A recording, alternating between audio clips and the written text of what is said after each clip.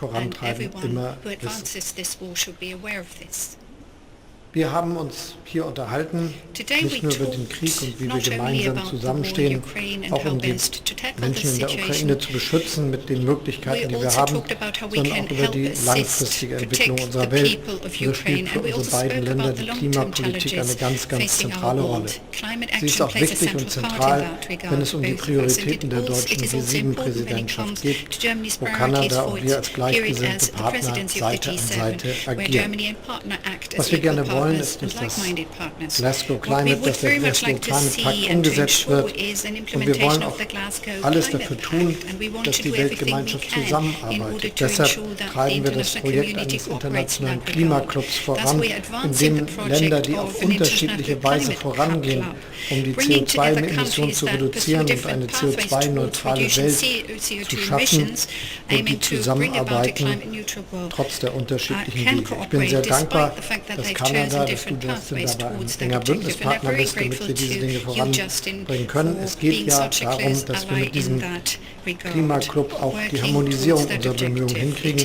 Auch in der Frage von CO2-Bepreisung spielt das eine große Rolle. Deshalb bin ich auch dir sehr dankbar für deine CO2-Bepreisungsinitiative. Das ist ein ganz, ganz wichtiger Vorschlag, den du in Glasgow vorgestellt hast, und wir jedenfalls werden das unterstützen. Natürlich stellt sich die Frage, wie kriegen wir unsere ehrgeizigen klimapolitischen Ziele umgesetzt? Nochmal zur Erinnerung, Deutschland will schon bis zum Jahre 2045, das ist in knapp 25 Jahren, klimaneutral wirtschaften. Als eines der erfolgreichsten Industrieländer der Welt ist das eine große Herausforderung. Es geht um das Heizen, es geht um Mobilität, aber es geht eben auch um die industriellen Prozesse, die den größten Teil des Energieverbrauchs in unseren Ländern ausmachen und die wir deshalb auch entsprechend umstellen müssen. Und da sind wir uns einig, dass es wichtig ist, dass wir diesen Weg gehen, indem wir setzen auf den Ausbau der erneuerbaren Energien, auf Windkraft, Offshore und Onshore. Kanada hat dann noch andere Möglichkeiten mit Wasserkraft, dass wir die Solarenergie fördern, unsere Netze stärken und dass wir eng zusammenarbeiten bei der Nutzung von Wasserstoff. Für uns ist wichtig, dass wir in dieser Frage eine enge Kooperation auf den Weg bringen. Und genau das haben wir uns miteinander vorgenommen, dass wir alles dafür tun, dass für die wirtschaftliche Zusammenarbeit unserer Länder Wasserstoff, den wir gerne auch aus Kanada beziehen wollen, eine zentrale Rolle spielt. Und wir werden dabei auch die Frage der Rohstoffe mit in den Blick nehmen, denn auch bei uns geht es jetzt darum, zu diversifizieren, woher wir die wichtigen Rohstoffe für unsere Industrie bekommen. Und dabei geht es natürlich auch um die Diversifizierung in den Fragen, die für uns wichtig sind. Wenn es jetzt um Gasimporte geht nach Deutschland, da brauchen wir mehr Alternativen. Gut, dass diese auch gleichzeitig die Struktur sein können, in der wir langfristig eine Wasserstoffwirtschaft aufbauen können. So ist das in Deutschland geplant. Das ist, wenn ich es richtig verstehe, auch der Weg, den Kanada geht. Ich bin also sehr froh, dass wir unsere vielen Begegnungen um eine weitere ergänzen können, die ja auch schon angefangen haben, lange bevor ich Bundeskanzler geworden bin, und dass wir sie fortsetzen können, unsere Bemühungen für eine Welt, die besser zusammenhält, die sozialer ist, gerechter ist, die aber gleichzeitig auch in der Lage ist, die große Aufgabe des menschengemachten Klimawandels zu lösen. Und jetzt, ganz aktuell, geht es natürlich um den Frieden. Das haben die Menschen verdient, die jetzt unter den Bomben leiden und die wir schützen müssen. Justin. Thank you. Justin, you have the floor. Bonjour tout le monde, je suis très heureux d'être ici avec vous aujourd'hui. Thank you, Chancellor Scholz, for welcoming us so warmly. But thank you also, right off the top, for your tremendous leadership in a difficult time, whether it has been being incredibly strong on sanctions and punitive actions towards Vladimir Putin and the Kremlin for their absolutely abhorrent behavior, or whether it's with your support for Ukraine. It has been a joy to work with you these past many weeks on making sure that we are responding strongly to this threat, not just to friends, but to the very fabric of our democracies. I am very happy to be joined here today by our Deputy Prime Minister, Chrystia Freeland, and by our Minister of Foreign Affairs, Minister Mélanie Joly. And the meetings that we had and the lunch we just had was extremely beneficial and effective. Canada and Germany stand together against Putin's invasion. He represents a threat to democracy, to security, and to peace in Europe and around the world. This morning I spoke with President Zelensky and highlighted once again the strength and determination of the Ukrainian people and told him that Canada will soon be sending highly specialized equipment to them, and invited him to address Parliament in Canada, and he accepted. Le Canada et l'Allemagne collaborent de près pour soutenir le peuple ukrainien et son gouvernement. On a fait des envois d'équipements militaires, on est en train de renforcer l'OTAN, on envoie de l'aide humanitaire, on a mis en place des sanctions extrêmement sévères pour punir Poutine, les oligarques et les complices. Aujourd'hui, j'annonce un 50 millions de dollars additionnels pour envoyer des équipements militaires en Ukraine. Today, I can announce an additional $50 million worth of equipment that we will be sending towards Ukraine to help out. But more than just the challenge in Ukraine, there's a larger challenge around protecting and standing up for our democracies, both internally and externally, and that means fighting disinformation. We need to work together to defend and strengthen democracy for everyone in our countries. So today I can announce that Canada is renewing the G7 Rapid Response Mechanism. The RRM was first introduced at the G7 in Charlevoix that we hosted 4 years ago to strengthen coordination between countries submitted to influence and disinformation from foreign actors. It responds to threats from people who want to undermine our democracies, including through disinformation. In addition, $3 million will be provided to tackle Russian disinformation about Ukraine specifically. We need to stand up for truth and be vigilant against disinformation that tries to mislead us and more tries to divide us. La crise en Ukraine démontre l'importance de la sécurité énergétique et de l'accélération de la transition verte. Chancelier Scholz et moi avons parlé de ce qu'on fait pour établir des liens entre entreprises et investisseurs canadiens et allemands, entre autres pour l'hydrogène. On a aussi parlé de minéraux essentiels utilisés dans la technologie des batteries, des technologies avancées. On a souligné l'importance d'avoir des chaînes d'approvisionnement sûres et résilientes entre amis.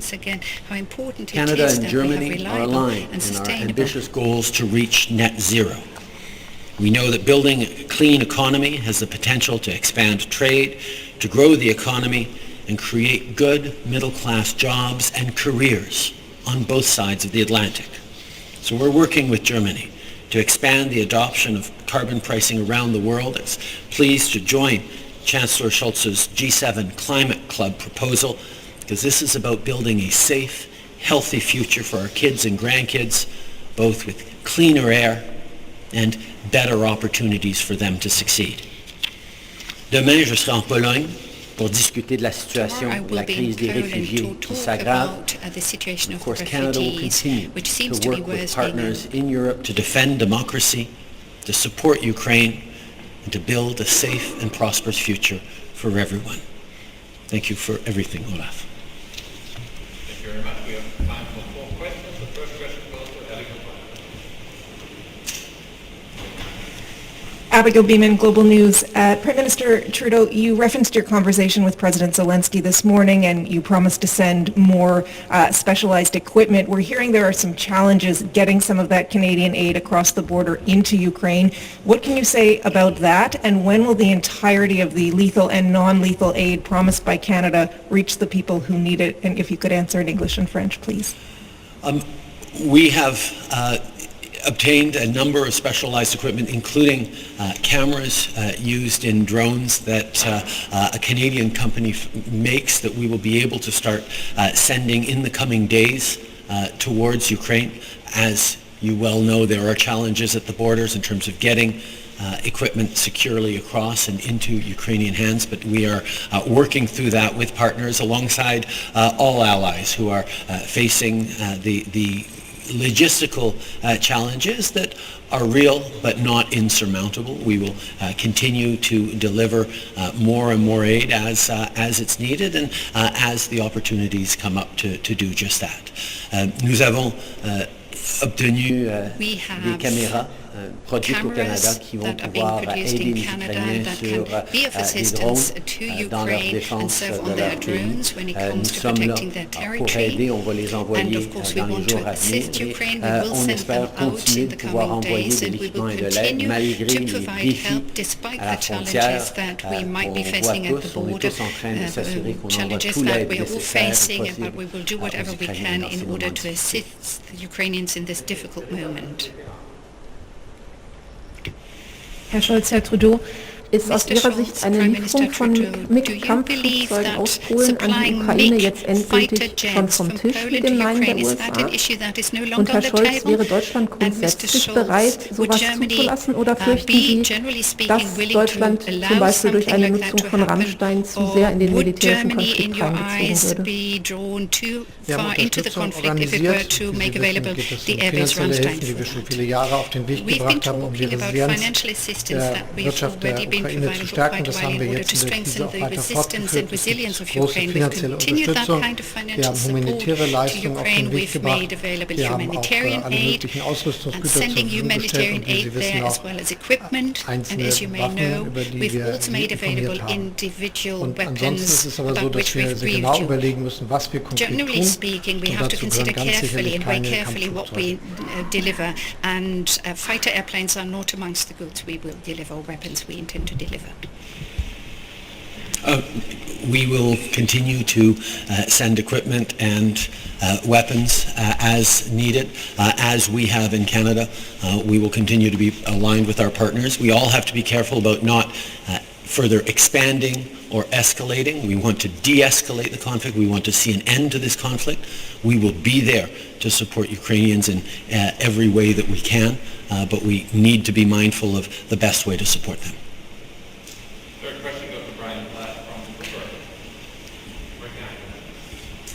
Hi, this is a question for both of you on energy policy. We know that right now Germany is still reliant on Russian oil and gas and will need oil and gas for many years. We also know Canada has a lot of oil and gas, but doesn't have an easy way to get it to Europe, doesn't have the infrastructure. Is this something you talked about today? Is there any kind of energy partnership possible between your countries? And specifically, is there anything you would like to see happen in the short term or the long term to help Canadian energy replace Russian energy? And Prime Minister, if you could answer in English and French as well, please. We actually had long conversations about that this morning. Obviously, Canada has a very strong energy sector with thousands of good Canadian jobs working hard, even as we look very ambitiously towards transitioning towards net zero. We know there is a continued need for oil and gas that has been heightened because of the conflict with Russia. We also talked about ways where we can partner not just in the short and medium term on energy supplies, but also staying focused every step of the way on that transition towards renewables, towards hydrogen, towards cleaner sources of energy, which is something that Canadians are committed to, something that Germans are committed to, something that all of us need to do. We will keep working on this together. There's lots of opportunities for partnership around that. Nous savons que oui, le Canada a des ressources en énergie fossile. Nous sommes là pour aider dans le besoin. On a une industrie avec de très bons emplois au Canada qui sont non seulement en train de travailler dans les énergies traditionnelles, mais en train d'innover pour développer les solutions de l'avenir. C'est pas des solutions pour demain, mais c'est des solutions pour le moyen terme où on va pouvoir travailler ensemble pour développer une piste robuste vers la décarbonisation de nos économies, sachant que la situation avec la Russie rend ça et à la fois plus compliqué, mais aussi encore plus motivant de faire ce virage vers encore plus rapide.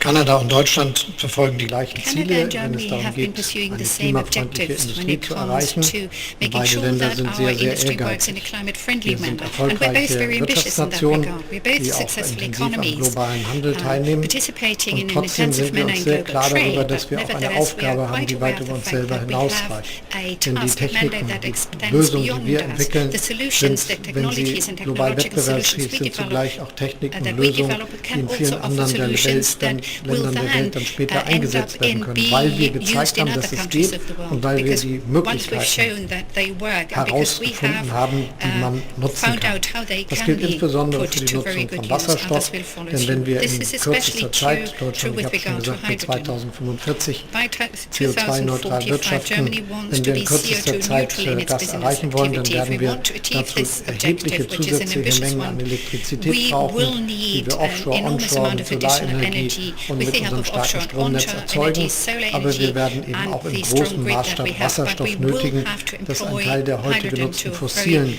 large Ressourcen degree, ersetzt. which has to Dieser replace the Wasserstoff fossil wird in fuels that Deutschland are being produziert used these werden, days. aber This wahrscheinlich hydrogen will be überwiegend aus produced in anderen Germany, Ländern but importiert werden.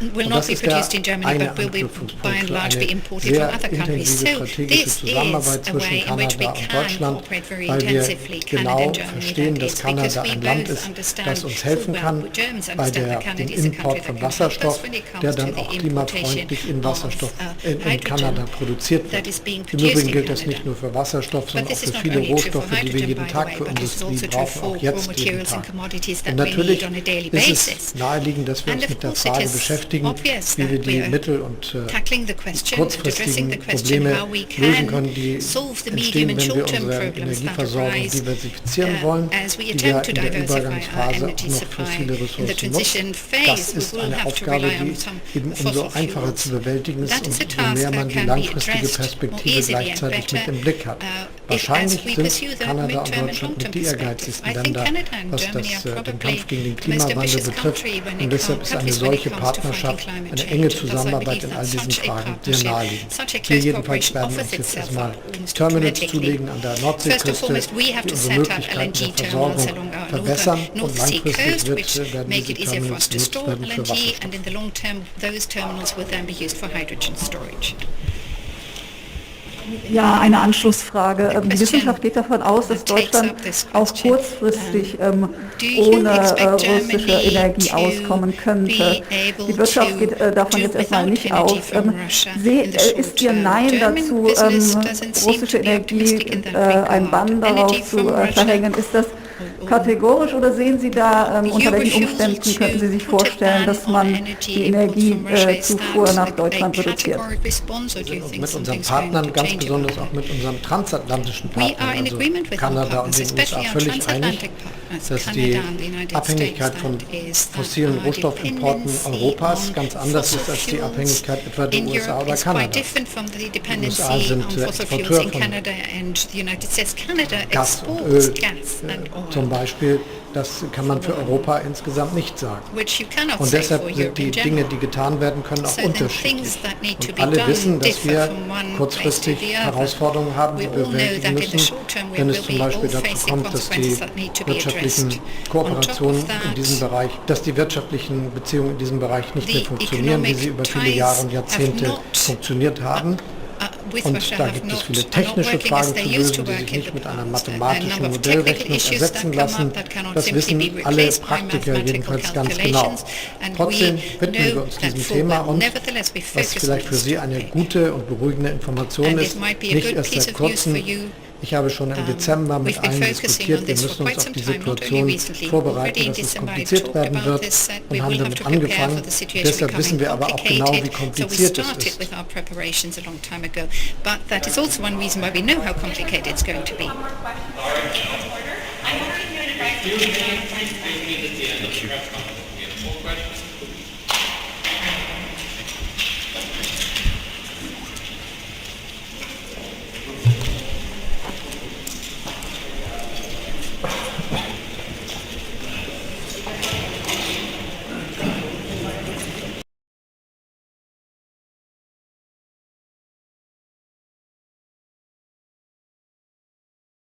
This is the primary audio circuit for the Reuters Live service.